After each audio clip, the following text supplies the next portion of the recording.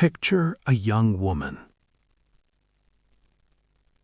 She is 19 years old. She has never left her village in southern Italy. She has never seen a city. She has never been on a boat. In her hands, one small suitcase. Inside it, everything she owns. A dress, a photograph of her mother, a piece of bread wrapped in cloth, and a name written on a scrap of paper. The name of a cousin who went to America 2 years ago and never came back. She does not speak English. She does not have much money. She does not know what waits for her on the other side of that ocean. She only knows one thing: that where she is going, anything is possible. Her name was Maria, and in 1903 she was one of 857,000 people who crossed the Atlantic Ocean to start a new life in the United States of America. 857,000 in a single year. This is their story, all of them, the Irish and the Italians, the Chinese and the Mexicans, the Jews fleeing persecution and the refugees fleeing war, the dreamers, the survivors, the desperate and the brave. This is the story of American immigration. And it is, without question, the most important story this country has ever told about itself. America has always been a nation of immigrants, even before it was a nation. The Pilgrims were immigrants, the colonists were immigrants. The men who signed the Declaration of Independence, 8 of them were born outside of America. But the great immigration story, the one that truly built this country, began in the 1820s, and it began with hunger. On January 1st, 1892, a small island in New York Harbor opened its doors for the first time. Its name was Ellis Island, and over the next 32 years, 12 million people would walk through it. 12 million. Think about that number. Today, nearly 40% of all Americans can trace their ancestry to someone who passed through Ellis Island. 40% of an entire nation connected by one small building on one small island in New York Harbor. The journey to get there was brutal. Most immigrants traveled in steerage, the cheapest section of the ship deep below the waterline. No windows, no fresh air. Hundreds of people packed into wooden bunks, sharing the same space for 2 to 3 weeks across the Atlantic. Disease spread quickly. Children died on the crossing. And then, after all of that, they would come up on deck one morning and they would see her. The Statue of Liberty. 305 feet of copper and iron standing in the harbor with her torch raised to the sky. Survivors who made that crossing described the moment they saw her: grown men weeping, mothers holding babies up to sea, people falling to their knees on the deck of the ship. She carried a poem on her base, written by Emma Lazarus, herself the daughter of immigrants. The famous lines, "Give me your tired, your poor, your huddled masses yearning to breathe free." For 12 million people, those were not just words on a plaque, they were a promise. But Ellis Island was not always welcoming. Inspectors examined every immigrant for signs of disease or mental illness. Those who failed were sent back. Families were separated. Names were changed, sometimes by accident, sometimes deliberately because an inspector couldn't spell a Polish or Italian or Jewish surname. And while Europeans poured through Ellis Island on the East Coast, on the West Coast a very different story was unfolding.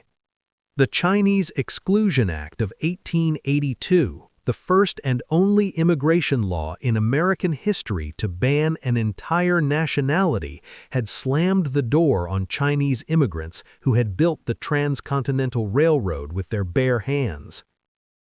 At Angel Island in San Francisco Bay, Chinese immigrants were held in detention for months, sometimes years, interrogated and humiliated before being allowed to enter or deported.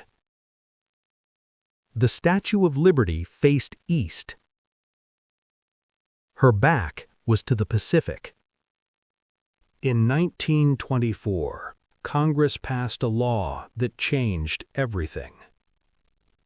The Immigration Act of 1924, also called the Johnson-Reed Act, established strict national quotas on immigration. The number of immigrants allowed from each country was tied directly to how many people from that country already lived in America in 1890. The message was not subtle. Northern Europeans, British, German, Scandinavian, were welcome. Southern Europeans and Eastern Europeans, Italians, Poles, Greeks, Jews, were drastically limited. Asians were banned almost entirely. The consequences were catastrophic. In the 1930s and early 1940s, as Adolf Hitler's Germany began systematically murdering Jewish people across Europe, hundreds of thousands of Jewish refugees tried desperately to come to America. They were turned away. The quotas were full. The doors were closed. In 1939, a ship called the MS St. Louis left Hamburg carrying 937 Jewish passengers, most of them fleeing Nazi persecution. They were denied entry to Cuba. They were denied entry to the United States. They sailed back to Europe. More than 250 of those passengers were later killed in the Holocaust. America has always asked the most from the people it trusted the least. In 1965, in the same year that Congress passed the Voting Rights Act, President Lyndon Johnson signed a new immigration law on the steps of the Statue of Liberty. The Immigration and Nationality Act of 1965 abolished the national origin quotas that had restricted immigration for 40 years. It opened the door not just to Europe, but to the entire world. What happened next surprised almost everyone, including the people who wrote the law. They had expected the new immigrants to look like the old ones, mostly European, mostly white. What came instead was the world.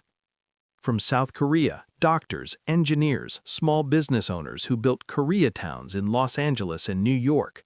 From India, scientists, programmers, entrepreneurs who would one day help build Silicon Valley. From the Philippines, nurses and teachers who filled the hospitals and classrooms of cities across America. From Vietnam, refugees fleeing a war America had started, arriving with nothing and building communities from scratch in California and Texas and Virginia. From Cuba, 125,000 refugees in the Mariel boat lift of 1980 alone. From Mexico, farm workers who fed a nation that refused to acknowledge their contribution.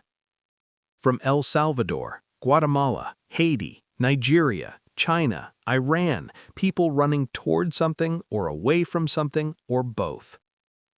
By the year 2000, America had received more immigrants than at any point in its history since Ellis Island. The foreign-born population had grown from less than 5% in 1970 to nearly 12%. More than 30 million people, 1 in 10 Americans, had been born somewhere else. And what had they done with their chance? They had started businesses at higher rates than native-born Americans. They had won Nobel Prizes. They had written novels and composed music and painted paintings that would hang in galleries for centuries. They cooked food that became American food. They raised children who became senators, surgeons, soldiers, scientists. The country that tried to keep them out was being rebuilt by them, as it always had been. Today, the debate over immigration in America is louder, more divided, and more complicated than at almost any point in the country's history. There are an estimated 11 million undocumented immigrants living in the United States. Some have been here for decades. Some were brought as children and have never known another home. Some crossed the border last month. The questions this raises are not simple ones. How many people can one country absorb? How do you balance compassion with order? How do you protect your borders without losing your soul? How do you honor the legacy of a nation built by immigrants while still making decisions about who comes in and who stays out? These are real questions, and reasonable people who care deeply about this country, disagree profoundly about the answers. What is not debatable, what the history makes absolutely clear, is this: every single wave of immigration in American history has been met with fear and suspicion and hostility, and the argument that these new people, whoever they were too different, too foreign, too threatening to be absorbed into the American experiment. And every single time, those fears were wrong. The Irish became American. The Italians became American. The Chinese became American. The Vietnamese became American. Not by erasing who they were, but by adding who they were to the ever-expanding, never-finished definition of what American means. Go back to Maria, the 19-year-old girl from southern Italy with one suitcase and a scrap of paper. She passed through Ellis Island in 1903. An inspector misspelled her surname. She didn't correct him. She was too frightened. She moved to a cold-water apartment in Lower Manhattan with 11 other people. She worked in a garment factory for 12 hours a day, 6 days a week. She learned English from a neighbor. She became a citizen. She married a man named Giuseppe, who had come from Sicily the year before. They had 4 children. One of those children became a school teacher. One became a police officer. One died in the Second World War, fighting for the country that had made his mother spell her name wrong. And one, the youngest, became a doctor. That is not a fairy tale.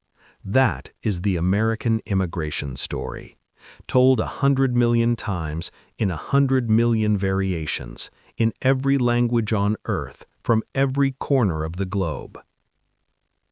America is not a place. Not really. It is not a piece of geography or a flag or a set of borders drawn on a map. America is an idea. The idea that it doesn't matter where you were born or what language your mother spoke or what your name sounded like to a tired immigration inspector at the end of a long day. What matters is what you were willing to build. Maria understood that.